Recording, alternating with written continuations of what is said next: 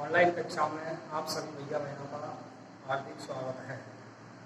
आज हम विज्ञान विषय अध्याय 1 फसल उत्पादन एवं प्रबंधन के बारे में एक वीडियो पहले हम देख चुके हैं। आज उससे आगे हम पढ़ाने जा रहे हैं। सभी भैया ध्यानपूर्वक समझेंगे। आज हम पढ़ा रहे हैं आधारित फसल पद्धतियां। तो आधारित फसल पद्धतियां ये हमने पहले भी बता दिया कि फसल उगाने के लिए किसान को अपने क्रियाकलाप सामयिक अवधि में करने पड़ते हैं, और जो सामयिक अवधि में हम जो क्रियाकलाप करते हैं उन्हें हम फसल पद्धतियां कहते हैं। जैसे मिट्टी तैयार करना, बुआई करना, खाद एवं उर्वरक देना, सिंचाई करना, खरपतवार से सुरक्षा, कटाई और भंडारण। अब हम इनका एक एक से विस्तार से पढ़ते हैं। सबसे पहले मिट्टी तैयार करना। मिट्टी तैयार करना को जुताई भी कहते हैं। तो फसल उगाने से पहले मिट्टी तैयार करना ये प्रथम चरण होता है कृषि का। सबसे पहले मिट्टी तैयार करना।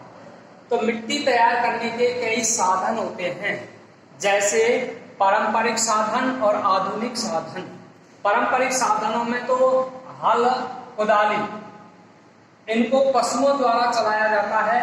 आधुनिक साधन में ट्रैक्टर यानी कल्टीवेटर होता है, यानी कि कल्टीवेटर को ट्रैक्टर द्वारा जुताई की जाती है।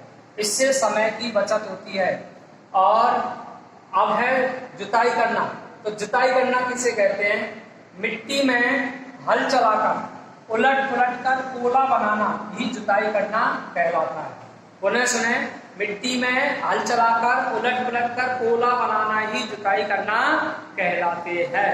तो आप जुताई करने से क्या फायदा है, तो सभी भैया ध्यान से सुनेंगे। इसके मिट्टी पोली करने के लाभ क्या क्या हैं। तो इसके लाभ है, इससे बीज का अंकुरण सही होता है, क्योंकि जमीन पोली होने से बीज थोड़ा नीचे चला जाता है। दूसरा लाभ है, इससे जड़ें गहराई में आसानी से वृद्धि करती हैं। तीसरा लाभ है, पोली जमीन में वायु जड़ों से आसानी से पहुंचती है, इससे जड़ें श्वसन आसानी से कर लेती हैं। अगला लाभ चौथा है, मिट्टी में रहने वाले लाभदायक जीवाणु, केचुआ आदि की वृद्धि होती है, जो फसल उत्पादन में सहायक है। भूमि के उलट पुलट करने से ऊपरी उपजाऊ भूमि समान रूप से फैल जाती है। अब जब हम मिट्टी की जुताई करते हैं, अगर मिट्टी कठोर होती है तो हम पहले उसमें सिंचाई की जाती है, और सिंचाई करने के बाद में उसकी जुताई करते हैं। जब हम खेतों की जुताई करते हैं तो उसमें मिट्टी के ढेले भी टूटते हैं।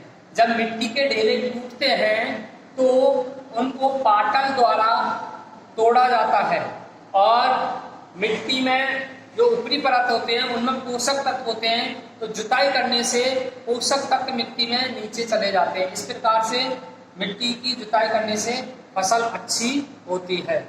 हमारा जो अगला बिंदु है वह है बुआई करना। बुआई करना यानी बोने से पहले अच्छी गुणवत्ता वाले बीजों का चयन करते हैं चाहिए, क्योंकि ये हमारा दूसरा चरण है, ये महत्वपूर्ण चरण है। जब हम बीज बोते हैं तो बोने से पहले ही हमको अच्छी क्वालिटी का या अच्छी गुणवत्ता वाले बीजों का चयन करना चाहिए।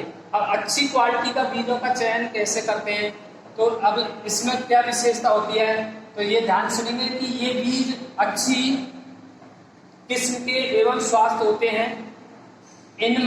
इनसे फसल की मात्रा में वृद्धि भी होती है, तथा फसल गुणात्मक दृष्टि से भी अच्छी होती है। अच्छे बीजों को पानी में डालने पर वे पानी में बैठ जाते हैं, और पानी पर तैरने वाले बीज खोखले तथा क्षतिग्रस्त होते हैं, बेकार बीज होते हैं। इस विधि द्वारा किसान स्वस्थ एवं उत्तम बीजों का पहचान कर लेता है। अब जो बीज हम बोते हैं, जो बोने का तरीका है वही है हल और कुदाली। हल और कुदाली के द्वारा इसमें एक कीप आकार का औजार लगा होता है, और जो हल होता है, हल को पशुओं द्वारा चलाया जाता है, इस हल में एक पत्ती लगी होती है और तिकोनी पत्ती, उसे थाल कहते हैं, और एक सॉफ्ट लगी होती है, एक जुआ होता है जो पशुओं के पीठ पर रखा जाता है। हल को पशुओं के द्वारा भी चलाया जाता है और मनुष्य भी चला लेता है। एक जोड़ी पशु और एक मनुष्य हल को चलाता है। इसमें जो कीप होता है उसमें बीजों को डाला जाता है तो बीज समान दूरी पर गिरते हैं। जो ये तो होगा पारंपरिक तरीका बोने का। दूसरा हमारा आधुनिक जो तरीका है वह है सीड ड्रिल द्वारा। सीड ड्रिल क्या होती है? एक मशीन होती है, हल के ऊपर लगी होती है, उस मशीन में 4-5 नलियां निकली होती हैं और वह समान मात्रा में बीज गिरता रहता है समान दूरी पर। जिससे समान दूरी पर बीज गिरता है तो उसमें फसल अच्छी उत्पन्न होती है। अगला है खाद एवं उर्वरक मिलाना। खाद और उर्वरक, तो वे सबसे पहले हम किससे कहते हैं? खाद और उर्वरक। तो वे पदार्थ जिन्हें मिट्टी में पोषक स्तर बनाए रखने के लिए मिलाया जाता है उन्हें हम खाद एवं उर्वरक कहते हैं। दोबारा सुने इस परिभाषा को कि वे पदार्थ जिन्हें मिट्टी में पोषक स्तर बनाए रखने के लिए मिलाया जाता है उन्हें हम खाद एवं उर्वरक कहते हैं। अब इसमें अंतर है, खाद और उर्वरक में क्या अंतर है? तो सभी भैया बहन आसानी से समझ सकते हैं। खाद होती है वह जैविक होती है, जीवाणुओं द्वारा बनती है, जबकि उर्वरक अजैविक होता है। खाद प्राकृतिक पदार्थ है जो गोबर एवं पौधों के अवशेषों से प्राप्त होता है। उर्वरक मानव निर्मित होता है और इसमें लवण होते हैं। खाद का निर्माण हम गड्ढों खोद करके घरों में किया जाता है, जबकि उर्वरक का निर्माण फैक्ट्रियों में किया जाता है। खाद सस्ती होती है और उर्वरक महंगे होते हैं। खाद खेतों में बनाई जाती है, इसको फैक्ट्री में। अगला है खाद में मिट्टी को हुमस प्रचुर मात्रा में प्राप्त होती है खाद से। उर्वरक से मिट्टी को हुमस प्राप्त नहीं होती है। खाद में पादप पोषक तुलनात्मक रूप से कम होते हैं, जबकि उर्वरकों में पादप पोषक तुलनात्मक रूप से अधिक होते हैं। जैसे एनपीके। एनपीके का मतलब होता है नाइट्रोजन, फास्फोरस, पोटेशियम। ये प्रचुर मात्रा में पाए जाते हैं। धन्यवाद।